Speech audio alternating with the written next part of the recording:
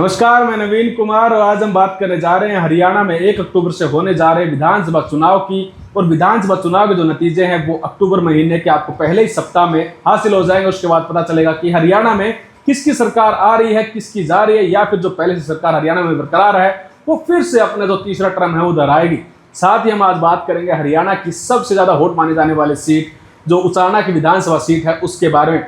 ऐसा है इसलिए क्योंकि इस सीट पर लगातार जो राजनीतिक परिवारों की जो राइवलरी है वो लगातार बरकरार है और उसकी वजह से जो सरगर्मी है हरियाणा के चुनाव की वो बढ़ रही है। और बढ़ने के साथ साथ पूरे हरियाणा की इस विधानसभा सीट पर एक तरह से नजर है लोगों की कि इस बार यहाँ से कौन सी पार्टी कौन से कैंडिडेट को उतारेगी और यहाँ पर किसको यहाँ पर जीत हासिल होगी। और जब हम बात करते हैं उचाना की जो विधानसभा सीट है इनके लोगों से, तो उनकी जो राजनीतिक जो ताना बाना होता है, जो जुबान होती है वो बड़ी रोचक होती है। और उसके कारण भी ये सीट सबसे ज्यादा वोट मानी जा रही है कि वहाँ के लोगों का क्या मूड है, किस तरह से किसको वोट देंगे।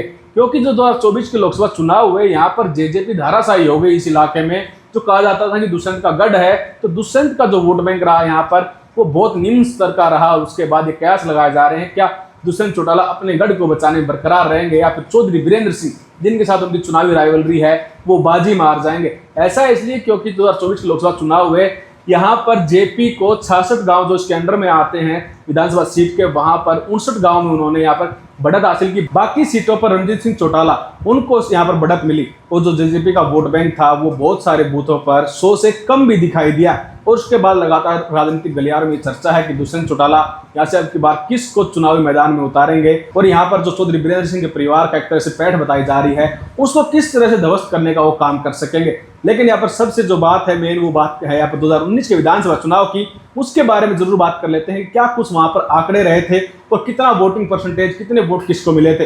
अगर हम बात करें 2019 के विधानसभा चुनाव की, तो यहाँ पर उचाना में दुष्यंत चौटाला ने 58% वोटों के साथ यहाँ पर 92,504 वोट हासिल किए थे, यानी कि 1 लाख के लगभग वो पहुंचने वाले थे। और यहाँ पर जो चौधरी वीरेंद्र सिंह है, उनकी पत्नी प्रेमलता जो भाजपा की तरफ से उम्मीदवार थी, उनको 28.44% ही वोट परसेंटेज मिल पाया, जिसके कारण उनको 45,052 वोटों से संतोष करना पड़ा। इसके अलावा समरजीत जो बसपा के यहाँ पर कैंडिडेट थे उनको 3% के लगभग वोट मिल पाए और उनको जो टोटल वोट थे वो 6,264 थे। यानी कि इस विधानसभा सीट पर जो पिछला चुनाव हुआ तो बड़ा रोचक हुआ था। और उन्होंने यहाँ पर जो जेजेपी की तरफ से हरियाणा डिप्टी सीएम रहे दुष्यंत सिंह चौटाला जो चौधरी देवलाल जी के परिवार से आते हैं, उन्होंने यहाँ पर चौधरी वीरेंद्र सिंह की जो राजनीति है उसको पूरी तरह से धाराशायी करते हुए बड़ा अच्छा खासा वोट बैंक लिया। लेकिन जब वो हरियाणा में बीजेपी के साथ शामिल हुए तो पूरे हरियाणा से एक तरह से उनके खिलाफ गुस्सा था। उनका कहना था कि आप बीजेपी की खिलाफत करके आप लोगों ने वोट लिया, क्योंकि जो खुद विधानसभा सीट जीते हैं वो यहाँ पर बीजेपी की कैंडिडेट को हराकर जीते थे। और उसके कारण यहाँ पर जो लोगों के अंदर गुस्सा था वो उनके लिए बरकरार रहा। उसके बाद हरियाणा में किसान आंदोलन का जो मुद्दा है वहां पर भी दुष्यंत सिंह चौटाला अच्छे तरीके से किसानों के लिए पैरवी नहीं कर पाए। और इसका जो रोष है उनकी जनता में यहाँ पर जो उनकी विधानसभा सीट है वहां पर देखने को मिलता है कि दुष्यंत सिंह चौटाला किसानों के हक में नहीं आए। और साथ ही वहां के लोग जिक्र करते हैं कि इससे अच्छा तो अभय सिंह चौटाला था जिसने कम से कम रिजाइन तो कर दिया अपनी विधानसभा सीट से, अपनी विधायकी से।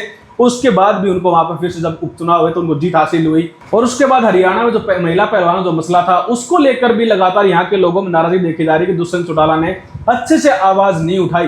तो ये कुछ राजनीतिक समीकरण भी यहाँ के हैं और यहाँ के जो विकास कार्य हैं उनको लेकर भी जो लोग हैं वो कहीं ना कहीं आहत नजर आते हैं। हालांकि जेजेपी जो नेता है दुष्यंत चौटाला, उनकी तरफ से काफी बार बयान दिया गया है कि हमने इतने करोड़ रुपए यहाँ पर खर्च किए हैं उचाना की विधानसभा सीट पर इस क्षेत्र को चमकाने के लिए। लेकिन उस विधानसभा क्षेत्र के जो लोग हैं वो इस बात को अच्छी तरह से जानते हैं कि उनके लिए कितना विकास हुआ है, कितना नहीं हुआ।